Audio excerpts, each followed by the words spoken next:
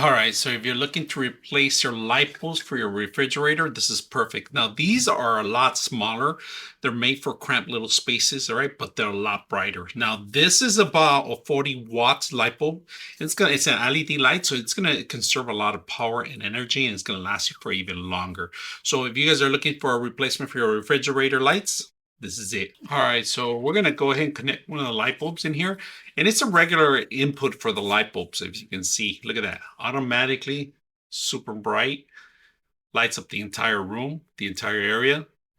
So this is what you're going to get when you open your fridge. It's going to light up all the fruits and vegetables and everything you need to see at night.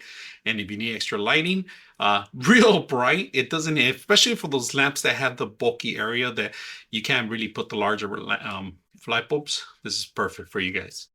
So I hope you guys enjoy the video. Look how bright it is.